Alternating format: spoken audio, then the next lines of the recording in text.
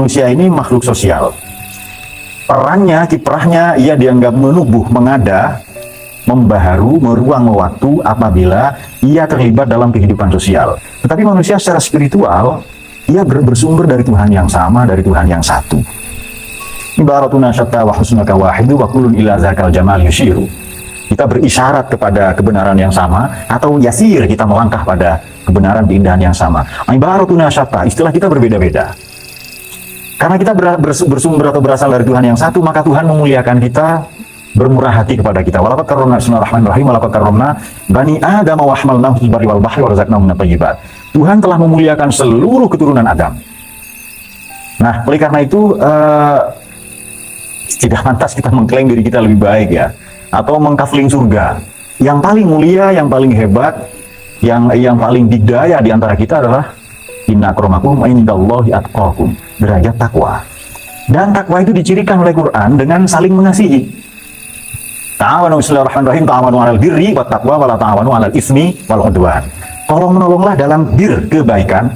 Kanjeng Nabi disebut khairul bariyah, sebaik-baik orang yang terluas kepala dan dadanya, pola pikir, pola sikapnya. Bir dan takwa.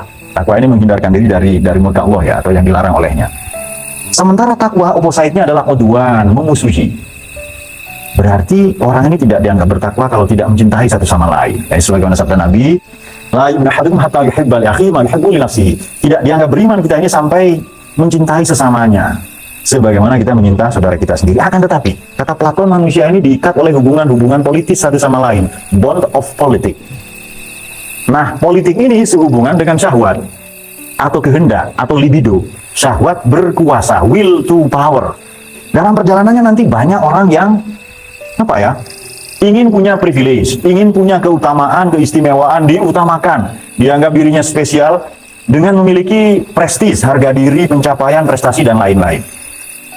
Nah, ini direkam, direportase oleh seorang penyair hebat dari Mesir ya, namanya Ahmad Shawqi. Kata Shawqi itu begini, khairun nas, sebaik-baik generasi adalah mereka yang dzu syarafin qadimin, punya kejayaan, pencapaian, achievement di masa lalu, tapi generasi ini tidak puas. Dia mau aqama li nafsihi syarafan jadidah, dia mau membangun kejayaannya sendiri, meraih prestasinya sendiri. Itu generasi terbaik. Tapi generasi terburuk, wasyarrun nas dzu khumulin, malas, sedentaris, mager, cengeng, gampang baperan, gagal move on dari masa lalu, kemudian I'm sorry, you can close the door by the way. Okay, so thank you very much. Gampang baperan, gampang nangisan lah pokoknya itu. Atau kadang disebut generasi strawberry, nangis ya, cengeng banget lah itu. Lu khumulin iza fakhortahum, kalau kau nanya mana prestasimu, dia akan jawab zakaru, mereka semua akan nyebut-nyebut al-jaduda pada mbahnya. Oh, yang mbah saya ini, mbah saya pejuang, mbah saya guru, mbah saya dikawal malaikat Jibril, terus begitu. Dia sebut yang baik-baik. Tapi dia sendiri tidak punya prestasi, ini generasi terburuk ini. Oke. Nah, ini kita dudukkan persoalan ini dengan kepala yang dingin, dengan hati yang jernih ya. Saya sudah pelajari tesis dari Kiai Imaduddin ya. Saya pelajari baik-baik dan komparasi dan perdebatan yang beredar beberapa bulan terakhir ya. Mungkin 1 tahun terakhir. Oke. Nah, rupa-rupanya sedari zaman Nabi sudah ada orang yang mengaku-ngaku baik dengan nebeng, dengan mengklaim mendaku dirinya baik, atau mengaku kalau zaman dahulu menganggap keturunan dewa. Menganggap keturunan malaikat, ya kan? Kalau sekarang dengan ngaku-ngaku keturunan Nabi, adakah? Banyak, ya kan? Padahal kemuliaan bukan gara-gara nasab, betul kan? Contoh, putranya Nabi Nuh murtad, salah satu. Istrinya sama. Kemudian istrinya Nabi Lut sama. Walhasil tidak ada garansi kita ini anak siapa menjadi apa. Tapi kebenaran harus diungkap. Di filsafat itu benar, itu dianggap benar setelah diuji. Secara teoritis dan secara praktis, secara rasional dan empiris itu benar. Jadi menguji kebenaran, diuji dulu. Misalnya begini, saya penjual emas, Lalu Farid ini bilang, Pak, emasnya sampean palsu. Saya perlu buktikan kan? Perlu buktikan karena emas saya ini 1 truk misalnya. Jadi suplai emas di Asia Tenggara saya semua yang pegang. Saya harus buktikan tuduhan itu. Caranya bagaimana? Ya cek laboratorium, libatkan para ahli dan begitu kan. Oke, sudah. Nah, apa bukti di Quran bahwa ada orang yang ngaku-ngaku bernasab baik? Bismillahirrahmanirrahim, karena ngaji tafsir ini, mari kita buka pada surat Al-Qalam, Nun wal qalami wa ma yasturun. Pada ayat yang ke-10. Bismillahirrahmanirrahim, Nun wal qalami wa ma yasturun, ma anta bi ni'mati rabbika bimajnun, wa inna laka la ajran ghairu mamnun. Pahala tak putus ya. Innaka la ala khuluqin azim. Ayat ini, surat ini mengekspresikan, menarasikan keagungan pekerti baginda Nabi sallallahu alaihi wasallam. Satu bersiru wa yusirun wa bi ayyikumul maftun inna rabbaka huwa alam biman dhalla an sabilihi wa alam bil muhtadin. Ini dia, wala tuti'il mukazzibin. Jangan kau ikuti para pendusta. Kalau kazib bohong saja, kalau mukazzib atau kazib, kalau kazib dia pembohong. Kalau mukazzib, sudahlah dia berbohong nuduh orang lain bohong. Nah, itu mukazzib. Waddu lau tudhinu fayudhinun. Waddu dari kata mawaddah. Berkasih sayang, lunak. Wadu, mereka berharap, mau terdorong. Lau itu dihinu, ada hana, dal, ha, nun. Kalau kamu bersikap, mereka mau kamu bersikap lunak Muhammad, fayu dihinu, kemudian mereka bersikap lunak pula. Nah, ini dia. Wala tuti'kulla hallafin mahin. Jangan kau ikuti hallaf, orang yang suka bersumpah palsu. Ya kan? Mahin, ihana. Mari kita membuka An-Nukat wal Uyun di Imam Al-Mawardi. Tafsirnya An-Nukat wal Uyun, wafat Imam Mawardi ini pada tahun 450. Halaf ini maknanya kazab. Ini pendapat Ibnu Abbas. Makna halaf yang lain dhaiful qalb, orang yang apa ya? Gampang diprovokasi. Orang yang tekadnya lemah, orang yang determinasi dirinya lemah. Kemudian al-miksar minasyar, dia banyak dosa, banyak keburukannya. Nah, itu halaf. Mahin, dia mengihanah, gampang merendahkan orang lain. Kau bukan cucu Nabi, kau bukan keluarga Nabi. Kita tidak tanggung-tanggung, saya keluarga Allah, betul ya? Kita ahlu Quran, keluarga Allah, sabda Nabi. Siapapun yang mencintai Quran, ahli Quran, ahlullah fil ard, kita keluarga Allah. Mana lebih keren, ya kan? Nah, santai dulu. Ambil kopi sana, gak ada. Oke, baik. Hamaz, bailul likulli humazatil humazah, mendorong, menjatuhkan, mendiskreditkan. Masya, dia kemana-mana, yamsi ya, masya bin namim, yamsi bin namimah, kemana-mana mengadu domba, ya kan? Ada semua kan? Jadi nomor satu pendusta, banyak sumpah palsu, ihanah, gampang merendahkan, mendiskreditkan, kemudian memojokkan. Hamaz, kemudian gampang menista, merendahkan. Masya'in bin namim, kemana-mana dia tebar namimah, adu domba. Ini ada wakilah, ada satu riwayat katakan, manamalakan nama alaika, orang yang menyebarluaskan keburukan orang lain padamu, kelak mereka akan menyebarluaskan, memviralkan keburukanmu kepada sesamanya. Baik, masya'in bin namim, kemana-mana. Manna'im bil khairi. Apa sih tujuannya halaf, bersumpah palsu, ya kan? Untuk meningkatkan grade reputasi dirinya, bersumpah palsu. Kemudian mahin, dia mengihanah, merendahkan yang lain. Setelah itu mendiskreditkan, menjatuhkan. Kenapa harus menginjak kepala orang lain untuk meraih posisi yang tinggi, reputasi yang baik, level atau martabat yang tinggi, ya kan? Masya'in bin namim, kemana-mana namimah. Pemerintah dicaci maki, ya kan? Dan seterusnya. Kemudian memprovokasi ustadz yang lain, guru yang lain, dan seterusnya. Jadi, karena kemana-mana membawa namimah, eksesnya, apalagi dia punya masa, punya pengikut. Ini makanya saya berhenti ceramah.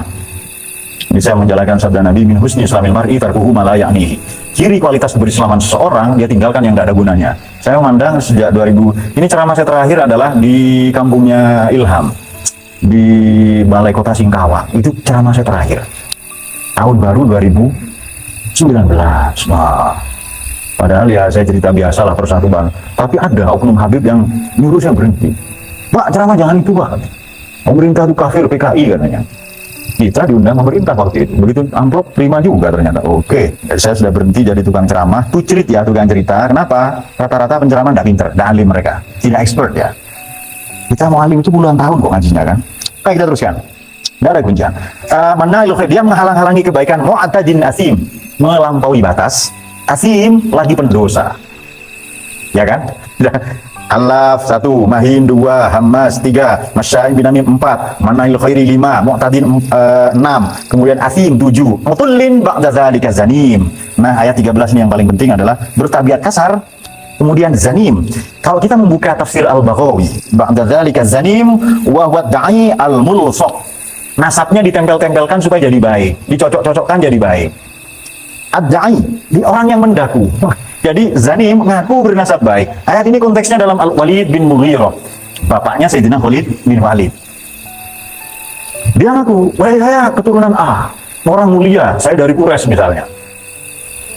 Ini semua tuduhan halafin mahin hamazin masyaib bin mannail khalim mutadin asim utulin, ini semua ada pada Walid bin Mughirah kecuali satu. Ini tuduhan Quran, tuduhan Muhammad benar semua ke saya. Itu watak kaya semua kata Walid bin Mughirah. Wakilannya Abu Jahal. Walid bin Mughirah salah satu musuh Islam ya. Hanya satu Muhammad salah, Quran salah, zanim. Saya tidak ngaku bernasab baik, saya orang baik. Terus dia mikir begini, Muhammad ini kan tidak pernah bohong dari kecil ya kan? Quran apalagi? Kok Quran katakan atau Muhammad tuduh saya ini ngaku-ngaku bernasab baik? Ditanya ke ibunya, Bu, saya anak siapa? Dipaksa todongkan pisau, pedang juga ya. Oke, baik. Ternyata betul, bapakmu ini maaf impoten. Jadi kamu bukan anak bapakmu dari suku yang terhormat. Bapakmu gembala kambing. Nah itu dia. Jadi sedari zaman Nabi sudah ada orang ngaku-ngaku mulsok. Ini maknanya kalau di kamus Quran, makna di kamus Quran ini adalah ngaku-ngaku bernasab baik. Ya silahkan periksa ya. Ini saya buka maqais fil lughah ya, firis dan fi juzuli kalimatil Quran dan mufradat al-fadil Quran. Oke. Ad-da'i, dia yang mendaku, kata Imam Al-Baghawi wafat 516, ini tafsir induk ya. Nah, ai ma'zalika ma wasafnahu zanim ad-da'i al-mulsaq. Bil qaumi, dia al-mulsaq ad-da'i bil qaum wa laysa minhum. Dia ngaku keturunan Nabi padahal bukan. Dia ngaku pejuang padahal bukan. Dia ngaku orang baik padahal tidak. Nah, itu dia. Dari zaman Nabi sudah ada orang ngaku-ngaku. Nah, terus begini, bagaimana pertikaian ini? Saya tidak expert di bidang pernasapan ya. Memang saya membaca pertikaian itu, mengikuti, saya baca tesisnya. Tapi saya tidak punya kapasitas untuk menilai mana yang mana. Maka kebenaran ini bisa diuji dengan membuktikannya ya. Ini saya berharap ini mengikuti sampai selesai ya, supaya tidak salah paham, tidak ada pertikaian-pertikaian, dan ini berbahaya. Baik, bismillahirrahmanirrahim. Pertanyaan dari Aina Merah. Izin bertanya Pak, kita sering mendengar keturunan Nabi itu Habib, Sayyid, Syarif. Apa sih yang membedakannya? Oke, jadi ini sebutan saja. Nah, ini sebutan yang dibikin oleh organisasi seperti Kiai, itu kan sebutan saja. Ini sebutan ya wakilah keturunan Nabi, kemudian Sayyid, Syarif ya dari Sayyidina Hasan dan Husain. Tetapi yang baru-baru ini dipermasalahkan adalah apakah nasab dari si Sayyid Ubaidillah ini ya bin Ahmad Al-Muhajir ini nyambung? Betulkah itu punya keturunan bernama? Nah, itu kan yang dipersoalkan, lalu ditinjau dari semua buku nasab. Oke. Nah, apa yang membedakannya? Ini istilah saja, sama dengan begini. Haji itu tidak pernah disebut haji kecuali di Indonesia, sebab gelar haji bikinan Belanda. Silakan dibaca ya. Jadi gelar haji ini bikinan Belanda. Kenapa? Dulu haji pakai kapal Belanda. Bagaimana caranya? Ya ikut kapal barang ke Ceylon, Sri Lanka misalnya, lalu ke Afrika Selatan. Itu mereka semua ikut haji, ikut kapal dagang kapal Belanda. Nah, orang dulu kan haji lama, bisa setengah tahun, kadang 1 tahun. Biasanya setelah pulang haji, ini semangat juangnya ghirrah ya, ruhul jihad, punya semangat juang yang tinggi. Mereka dicurigai oleh Belanda bikin perlawanan kepada VOC. Maka orang yang pulang haji harus disebut Pak Haji, kopiah putih, surban. Tujuannya apa? Ini tujuan Belanda untuk mengidentifikasi. Belanda ini sudah spionase, sudah canggih lah ya peradaban Eropa. Jadi mereka ini sudah negara maju. Kalau mereka mau menginvasi, mau masuk ya, apa dahulu Korea, afsaduha yang begitu di Quran atau di Hikam yang kemarin, ini mereka sudah persiapkan perangkatnya. Nah, itu dia. Jadi ini perbedaan, ini sebutan di organisasi masing-masing saja. Baik, sekarang bebas santun. Assalamualaikum, izin bertanya, jika gelar haji mulai digunakan sejak zaman Belanda agar Belanda mulai mengawasi, bagaimana dengan Robito Alawiyah yang berdiri tahun 1928? Oke, apakah itu juga buatan Belanda? Nah, ini menarik. Ada beberapa manuskrip. Kemudian saya mengakses beberapa jurnal yang dikepalai oleh Rolf Dobelli, ini orang Jerman. Salah satu bukunya ya terbitan New York Times ya, The Art of Thinking Clearly, The Art of Good Life, banyak. Tapi beliau memimpin, ini orangnya masih hidup. Kemudian riset-riset juga yang dikemukakan, memang ateis ya beberapa ateis ya. Tapi mereka mempelajari haji di Indonesia itu apa? Itu bikinan Belanda. Makanya Kanjeng Nabi tidak pernah disebut haji. Imam Ghazali haji kan? Haji, disebut haji? Tidak. Di Indonesia emosi, marah kalau tidak disebut haji. Ya haji ini tidak gratisan. Kalau ditulis H titik, misalnya H titik Yusron, tidak mau. Saya haji 3 kali atau 2 kali, hahaha. Gitu. Nah itu dia. Nah bagaimana? Jadi begini, ada pendapat simpang siur ya. Soal mufti Betawi dan lain-lain itu banyak. Nah makanya begini, kebenaran itu harus diungkap. Silakan diteliti. Kan begini, saya dituduh emas saya palsu. Ya saya harus buktikan bahwa emas saya asli, betul kan? Saya ada orang mendaku yang menuduh bahwa Robito Alawi atau nasab mereka terputus pada Nabi. Kalau mereka kekeh bahwa mereka ini keturunan Nabi, ya buktikan. Secara ilmiah, ngapain tukaran dia kan? Buktikan saja secara ilmiah. Duduk musyawarah. Setelah ini akan saya bacakan ayat musyawarahnya. Bisa dibuktikan itu. Secara ilmiah bisa. Nah sekarang begini. Batu ini benda hidup atau benda mati? Batu. Batu ini bisa ditanya dia berasal dari 3.000 tahun yang lalu atau 4.000 tahun yang lalu. Siapa yang bisa? Antropolog. Siapa yang tahu? Para geolog, ahli di bidang perbatuan. Jadi dicuil sedikit, dicek, diperiksa. Oh ini dari tahun sekian. Hanya kadang begini. Orang ini kalau punya nasab baik menganggap dirinya punya privilege, ya kan, punya privilege, punya keutamaan, kelebihan dan seterusnya. Nah, apakah bikinan Belanda? Nanti silakan dibuktikan ya. Kenapa? Karena Partai Arab Indonesia, Partai Cina Indonesia itu diinisiasi Belanda. Nah, ini silakan kalau tidak setuju dibuktikan, dibantah, tidak apa-apa. Pendirinya orang Indonesia, ya, Abdurrahman Baswedan, mbahnya Pak Anies Baswedan, ya. Tapi disubsidi Belanda.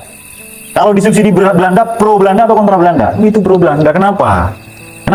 Karena NU Muhammadiyah kontra dengan Belanda.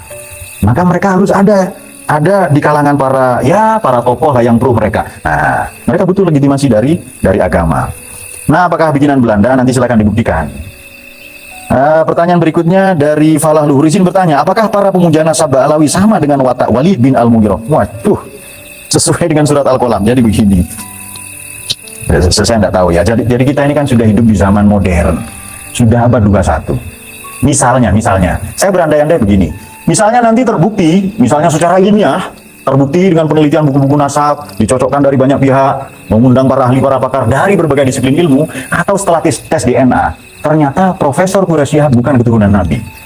Saya tidak berkurang rasa hormat saya ke beliau, karena banyak bukunya, kiprahnya banyak untuk Indonesia, sumbangsihnya. Iya kan? Nah, sekarang dalam Ahlus Sunnah wal Jamaah, tidak ada yang maksum manusia ya, selain para nabi, para rasul. Tidak ada yang maksum. Atau ada orang tiba-tiba disebut imam misalnya, imam besar. Imam ini imam sholat, dan imam di Ahlus Sunnah loh ya. Sebutan imam itu tradisi Syiah. Di Ahlus Sunnah tidak ada imam, ya imam sholat atau imam madhab. Nah, kenapa kok sekarang disebut imam? Ya silahkan kalau mau sebut itu. Tapi terminologi imam ini untuk orang yang menulis Hadratus Syekh Hasyim Asy'ari, ini layak disebut imam karena muhaddis. Ya kan? Tapi tidak ada lah, ya, hanya disebut kiai atau guru saja. Dari Ahmad Sofiul tanya, Pak, apakah keturunan Nabi yang murni di Indonesia hanya 10%? Nah, silahkan buktikan. Misalnya saya ngaku-ngaku keturunan Brawijaya 5, misalnya Raja Terakhir Majapahit. Ya saya bisa buktikan. Misalnya tidak hanya dengan buku nasab, tapi dengan kecocokan DNA. Atau misalnya saya, misalnya lah ya, Fahri ternyata setelah diteliti keturunan Tonggola Metung misalnya. Misalnya ya kan. Apa untungnya buat dia? Dia tahu tidak ada untungnya, dia tidak tahu tidak ada ruginya. Tapi kalau Farid punya sumbangsi untuk Indonesia misalnya, dia bikin apalah prestasinya di bidang ekonomi, politik, pembangunan, itu lebih hebat. Nanti lebih hebat itu. Farid Ramadan, bagaimana cara kita bersikap kepada habaib yang membuat ulah? Serahkan saja ke polisi. Dia melanggar hukum di negara hukum kok, ya kan? Kalau ada yang provokatif, sudah saya katakan tadi, tidak ada manusia suci selain para nabi, para rasul. Dan tidak ada yang maksum ya, bahwa ada yang mahfud oleh Allah dijaga. Kalau ada orang suci melanggar sabda Nabi, yang mahadul khoto' wan nisyan. Kalau ada orang tidak bisa salah, dia bukan manusia tapi robot. Dia malaikat, bukan manusia yang tidak bisa salah. Nabi saja pernah salah. Buktinya apa? Nabi ditegur berkali-kali oleh Allah ya. Fala alaka ba'khun nafsaka la asarihim illam yu'minu bi hadzal hadis. Kemudian afan tatakbiruna hatta yakunu min Muhammad. Itu Nabi ditegur. Bagaimana abasa wa tawalla an ja'al ama, itu juga teguran untuk Nabi. Beberapa kali Nabi ditegur, diingatkan. Kenapa? Beliau ini salah maksum, maka diingatkan oleh Allah kalau salah. Assalamualaikum Pak, izin bertanya, sesuai keterangan yang disampaikan, lantas mulia mana ulama dengan para keturunan Nabi, habaib? Jadi begini, ada kemuliaan Allahumma sholli ala sayyidina Muhammad wa ala ali. Itu kata Imam Ibnu Hajar Al-Asqalani, ali. Keluarga itu maknanya semua orang yang beriman ke Nabi. Nah, beda kalau zuriyah, zal, ro, ya kan? Itu di Quran banyak ayat tentang itu ya. Jadi zal, ro ini di Quran diulang sebanyak 38 kali. Nah, mana yang lebih mulia? Ya ulama ini pewarisnya para nabi, pewaris ilmu, akhlak, keteladanan dan lain-lain. Ya kan? Nah, sekarang begini. Atau juga ada tuduhan, satu habib bodoh lebih baik daripada 70 ulama alim. Ya kan? Itu propaganda dan menyesatkan. Itu pernyataan imbesil ya, pernyataan banal atau pernyataan tak berbudi sebenarnya. Kalau Anda sakit, misalnya mau bypass ya, sakit jantung, misalnya datang ke Pandai Besi atau ke dokter spesialis jantung, ya datang ke orang alim yang bisa perbaiki itu. Kalau jam tanganmu rusak, jangan ke Pandai Besi, ke tukang servis jam seharusnya. Nah, jadi ada ilusi tokoh ya. Dan saya menyarankan Anda membaca buku The Art of Thinking Clearly ya. Ini banyak sesat pikir, ada 99 sesat pikir ya di sini, dan itu berbahaya. Pemujaan pada tokoh misalnya itu berbahaya sekali. Kultus ya. Nah, itu memang tradisi masyarakat kuno. Tradisi masyarakat kuno, kata Tariq Ibnu Khaldun ya, kata Abdurrahman Ibnu Khaldun, ini tradisi masyarakat klasik yang banyak melakukan pemujaan-pemujaan. Oke. Apa sih fungsi ada dan tidak adanya sanad yang lagi rame dibahas ini? Mungkin nasab yang dimaksud ya. Oke. Nah, sekarang begini Mas. Jadi orang ini biasanya terganggu kalau urusan dapurnya diganggu. Kalau Anda menghina saya apa? Kau anu. Tapi begitu terganggu urusan dapur saya, loh misalnya ya, kita berandai-andai. Ternyata para habaib di Indonesia bukan keturunan Nabi. Orang tidak lagi hormat. Kalau orang tidak lagi hormat, ekonomi terganggu kan? Terganggu ekonomi Pak, terganggu. Nah, mereka sudah dapat privilege. Tidak ada loh ya yang memuliakan para habib kecuali NU. Betul kah? Jawab. Soalnya personal, betul ya? Nah, di luar NU yang menghormati habib pasti politik. Nah, politik, kepentingan politis itu. Nah, ini kan ngaji ini supaya cerdas ini. Nah, baik, itu dia. Apa sih fungsinya? Fungsinya ini supaya kita belajar. Untuk mengungkap kebenaran. Dan kebenaran pasti terungkap. Wa qul ja'al haq wa zahaqal batilu innal batila kana zahuqa. Sorry. Pasti terungkap. Nah. Cepat atau lambat akan terungkap kebenaran itu. Oke. Fungsinya apa? Agar kita belajar dan masyarakat cerdas. Iya kan? Nah, sebenarnya kalau mau objektif ya, setiap mereka yang memiliki posisi penting, aristokrat, khususnya di bidang agama, ini rawan penyimpangan. Makanya kata Imam Al-Ghazali, di Ihya itu aksarul maghrurin itu fuqaha. Pokoknya orang yang alim, dia gampang selewengkan ilmunya. Makanya kemarin ramai ya dibahas di majalah Tempo, perbudakan spiritual gitu-gitu ya. Dari Wanti Apriyati, Pak, bagaimana dengan ayat tentang mawaddatan bil qurba? Mohon penjelasannya. Ini menjadi semacam legitimasi bahwa habaib harus diberi penghormatan lebih. Sekarang begini ya, kita ini kan wajib menghormati semua. Kanjeng Nabi menghormati jenazah orang Yahudi yang mau diberangkatkan ke kuburan.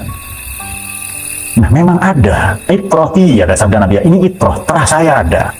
Ya, kita memuliakan ahlul bait, kita tahlil itu baca, ya kan? Kita memuliakan ahlul bait. Nah, sekarang begini. Pak, bagaimana kalau ada keturunan Nabi ngaku-ngaku? Yang nggak ngaku saja kita hormati kok, iya kan? Ya kita hormati, kita muliakan semua. Nah, hanya untuk menguji kebenaran mereka, nah, ada perangkat ilmiah. Oke, jadi diberi penghormatan lebih ya. Ya, anaknya guru kita hormati. Saya kira kita yang ngaji taklim selesai lah. Orang yang punya kemuliaan pada aspek ilmu saja kita hormati. Apalagi yang kemuliaan nasab dan ilmu sekaligus dan adab, ya kan? Nah, apalagi itu. Nah, sekarang begini, kalau gitu ukuran sederhananya apa? Ya ilmu dan akhlak. Kalau ilmunya baik kita tiru, akhlaknya baik kita ikuti. Kalau tidak baik ngapain ikut mereka? Mereka tidak baik, urakan, gal-galan ya kan, mencaci maki misalnya, provokatif. Kita mau ikut mereka. Jangan, nanti kualat katanya.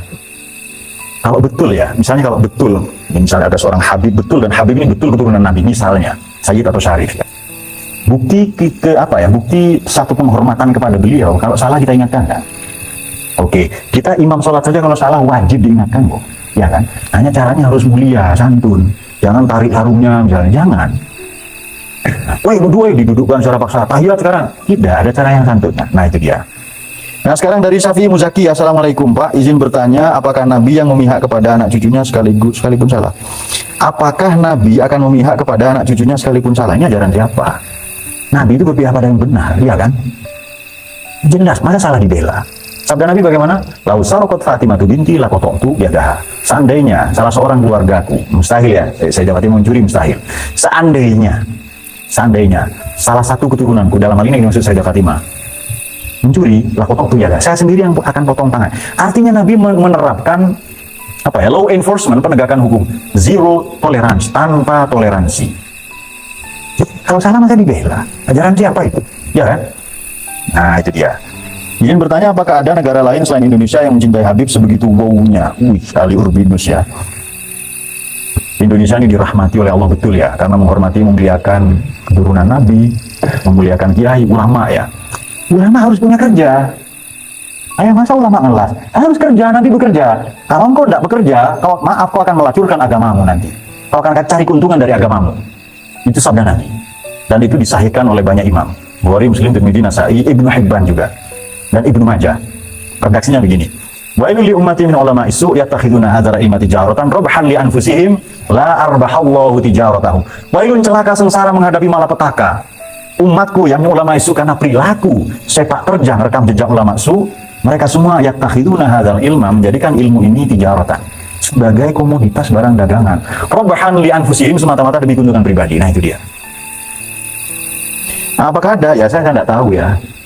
Karena ya salah satu yang baik ya, bukan karena saya salah satu dewan pakar di pusat studi Quran ya, di Profesor Quraisyah, bukan. Tapi Pak Quraisyah ini tidak mau dipanggil Habib memang. Tidak pakai batik, pakai kopiah hitam ya. Seandainya beliau bukan keturunan Nabi, saya tetap muliakan beliau. Seandainya. Kenapa? Biasanya banyak di Indonesia itu. Dan alim. Kalau ada Habib bodoh, saya alim kok. Sorry bro, iya kan? Saya alim, masa ikut orang bodoh? Betul nggak? Saya filsuf. Kecuali dia lebih alim dari saya. Nah, iya kan? Saya hormat caci tangan. Kalau bodoh ngapain? Kalau bodoh ya dia ngaji. Selesai. Itu perintah agama. Nah, bagaimana kalau bodoh dan terbukti nanti klan di Robito Alawiyah ini, Ba'alawi, ternyata memang betul keturunan Nabi setelah studi pengetahuan komprehensif, banyak ilmu, disiplin ilmu nasab macam-macam ya. Dan dibuktikan oleh DNA, tes DNA. Ya kita tetap hormat. Kita hormati karena ada darah Nabi, karena itu terahnya Nabi, zuriyahnya Kanjeng Nabi ya kan. Satu, kita hormati dia manusia, satu lagi kita hormati dia keturunan Nabi. Dan dari dulu kita hormat kok, ya kan? Nah, apa ada yang tidak hormat? Kita hormat semua, meskipun sebagian oknum mereka kebablasan, ada menindas, menipu, ya terlibat kriminal, ya banyaklah kita data ini. Demikian pula ya namanya manusia. Demikian pula yang kita, ya kan? Ya kita banyak juga yang. Oke, sembari lalu mari kita buka surat Ali Imran sedikit ya, menuju 15 menit ini, menuju. Bismillahirrahmanirrahim, surat Ali Imran 159. Ini singkat saja ya, saya sudah pelajari beberapa tafsir ya. Kalau bukan karena rahmat Allah, kita ini tidak akan lunak hati kita. Saya sebutkan dulu, jadi musyawarah ini, syawarah di Quran, shin, wawu, ya, shin, wawu, ro, syawarah di Quran itu maknanya mencari madu. Makna yang lain mencari pusaka. Angel nggak nyari pusaka atau nyari madu? Kalau sekarang gampang, datang saja ke toko. Zaman dulu sulit, cari madu di mana? Di sarangnya. Potensial disengat, ya macam-macam lah ya. Dan ini yang paling keren ini adalah ada di surat Baqarah ya. Di Baqarah 233, musyawarah ini ternyata fa'in aroda fisolan antaradin minhuma wa tasyawurin fala junaha alaihima wal walidatu yuridna auladahunna haulaini kamilain. Saya sudah bahas ayat ini di ngaji soal kecerdasan Sayyidina Ali waktu itu. Oke. Jadi begini, musyawarah ini dimulai dari rumah tangga. Ini musyawarah tentang menyusui anak atau enggak. Ibu ini terus bekerja atau tidak, jadi wanita karir atau enggak, itu ada. Jadi musyawarah ini tentang menyusui dan tentang perang. Nah, di surat Ali Imran 159 latar belakangnya adalah perang. Jadi perang Badar, Islam menang, kafir kalah. Mereka mau balas dendam. Mereka sudah kasih ultimatum. Kita akan adakan serangan balasan. Apa jawaban Kanjeng Nabi? Kita rapat. Musyawarah kita ini. Oke, setelah musyawarah ternyata banyak anak muda, perang, jangan Nabi maksudnya begini. Ini pendapat saya, kata Nabi ini. Pendapat saya kita bertahan di kota. Kita bikin pertahanan, benteng, parit, dan lain-lain. Tapi ada anak-anak muda, perang harga diri. Nabi setuju, ini kan rapat ini, sidang paripurna di DPR MPR ini. Nabi masuk kamar ke kediaman beliau pakai baju perang, baju zirah. Lalu orang-orang begini, Nabi diajak perang, Nabi kan tadi mintanya kita berperang. Nabi sudahlah kita nggak jadi perang. Lalu beliau bersabda begini, pantang bagi seorang Nabi kalau sudah pakai baju perang, Nabi membatalkan perang. Nah itu dia. Nah, hasil rapat itu apa? Perang Uhud. Keputusan rapat perang dan perangnya kalah. Ini ayatnya. Bismillahirrahmanirrahim. Ini solusi Islam bagi semua persoalan ya, termasuk pertikaian nasab tadi itu. Bismillahirrahmanirrahim. Kalau bukan karena rahmat Tuhan, hati kita tidak lunak. Lau kunta fazzon ghalidhul qalbi. Ini di tafsir Al-Mahasin Ta'wil Imam Al-Qasimi dikatakan fazzon ghalidhun. Fazzon ini fil aqwal, ghalidhun fil af'al. Fazzon maknanya tutur kata kasar. Ini di banyak tafsir juga disebutkan ghalidhul qalbi, hatinya keras. Nah, lantadu min haulik Muhammad, kalau tutur katamu kasar, hatimu keras, tidak mau terima nasihat, tidak mau rapat musyawarah dan lain-lain, lantadu min haulik, mereka berpaling darimu. Fa'fu anhum, maafkan mereka. Jadi Nabi ini rapat, ditekan, gimana caranya perang? Nabi kan maunya bertahan di kota. Ya, bertahan defensif. Maka betul sering saya katakan perangnya Nabi bukan tolak, bukan ofensif tapi defensif, bertahan. Kemudian fa'fu anhum, maafkan mereka, wastaghfir lahum, mohon ampunan Muhammad untuk mereka, wasyawirhum. Tadi gara-gara perang kalah enggak? Kalah, perang kalah. Tapi perintah Allah wasyawirhum, senantiasalah saling bermusyawarah, senantiasalah untuk saling bermusyawarah. Bil amriyah. Fa idza azamta, kalau sudah bulat tekadmu, fatawakkal 'ala Allah, innahu yuhibbul mutawakkilin. Berarti jelas solusinya ini musyawarah. Duduk saja. Ini kalau masing-masing sama menang, harus ada wasit, harus ada pengadil, pemerintah. NU dong kasih fasilitas, ya kan? Ini kan konflik umat ini. Muhammadiyah dong rapat bareng. Menteri Agama lah, ya kan? Nah ini tapi ini pendapat pribadi. Nggak setuju Pak, negara demokrasi. Ya silahkan, nggak setuju nggak apa-apa. Bagus ini negara demokrasi kan. Musyawarah mengambil madu di sarangnya. Artinya kalau mau musyawarah jangan dengan sembarang orang. Dengan kalau mau ambil madu, ambil dari lebahnya. Lebah itu karakter orang beriman. Yang dimakan baik, yang keluar baik. Dia dimanapun madu hinggap, tidak ada dahan patah, ya kan? Kenapa? Berarti dia memberi dampak positif ya, tidak tukaran sesama Islam. Kemudian dimanapun dia hinggap, tidak ada dahan patah. Yang dimakan baik, kawan-kawannya baik. Kalau diserang dia, maka akan mengeroyok mereka ya. Kalau mau mengambil madu, ya ke sarangnya, siap-siaplah disengat. Artinya, kalau musyawarah, siap-siaplah pendapatmu tidak diterima. Siap-siaplah pendapatmu tidak diterima, ya kan? Kalau musyawarah. Nah, kalau Anda sudah siap, silahkan musyawarah itu. Siap-siap saja nanti keputusan musyawarah, get the unexpected ya, result. Anda mendapati hasil yang tidak diharapkan. Ternyata, waduh, DNA saya misalnya nyambung ke Yahudi. Ya, itu konsekuensi, itu risiko. Nah, ini misalnya loh ya, misalnya. Tetapi saya hakul yakin, ini ainul basiroh ya. Banyak keturunan Kanjeng Nabi di Indonesia, banyak sekali. Bahkan kiai-kiai yang tidak bergelar Habib, banyak yang keturunan Kanjeng Nabi. Banyak. Nah sekarang begini, RA, Robitul Alawi ini kan organisasi, betul ya? Organisasi ya kan? Ya namanya organisasi, manusia yang bikin, ya kan? Anda mau berpihak ke yang mana? Saya ulama Pak, saya berpihak ke Habib. Ya berpihaklah ke yang benar, persatuan Islam itu wajib. Ali Imran 103, kita bersatu itu wajib. Daripada tukaran terawih 8 atau 20, mending, ya sudah mending bersatu saja. Persatuan, ini gimana caranya tidak tukaran? Cari solusi. Bahwa nanti setelah itu jadwal ceramah berkurang, ya kerja dong, ya kreativitas lah, kan banyak pekerjaan, kan begitu. Nah itu dia. Jadi saya kira bahwa sudah keturunan Nabi, alim, akhlaknya baik, wah itu sudah sangat mulia betul ya. Memang punya kemuliaan nasab, punya kemuliaan pengetahuan, kemuliaan akhlak, ya kan? Dan kita biasa saja kok. Kita tidak membenci, kitalah yang paling memuliakan mereka.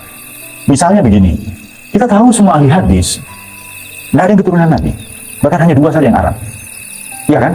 2, yang lain non Arab. Bukhari, Muslim, Tirmidzi, Nasai, Ibnu Majah, Ahmad, Abu Daud, Ad-Dailami, Al-Hakim, nggak ada yang keturunan Nabi. Ya, kita menghormati mereka, kita baca hadisnya, ya kan? Imam yang 4 itu imam mazhab, nggak ada yang Habib, meskipun 2 Quraisy ya, Syafi'i itu Quraisy itu. Tapi kita menghormatinya, kita ikuti mazhabnya, ya kan? Nah makanya begini, Allah ini menganugerahkan akal supaya kita mikir. Nah ukuran kita hormat kepada seorang ilmu dan akhlaknya.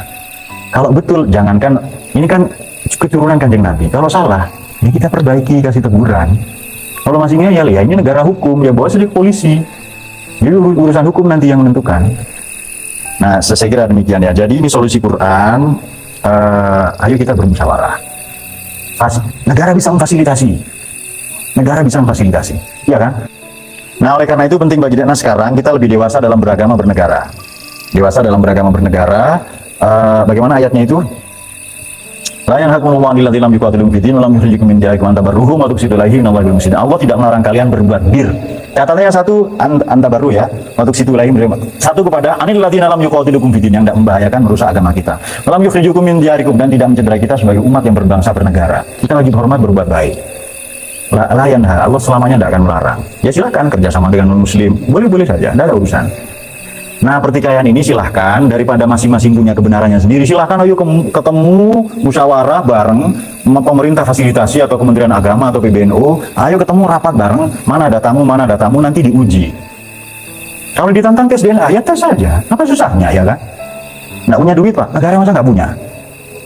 Baik, saya kira demikian ya. Jadi pada prinsipnya hormat kita kepada keturunan Nabi tidak berubah. Nah konflik ini cepat diselesaikan supaya umat tidak berlarut-larut.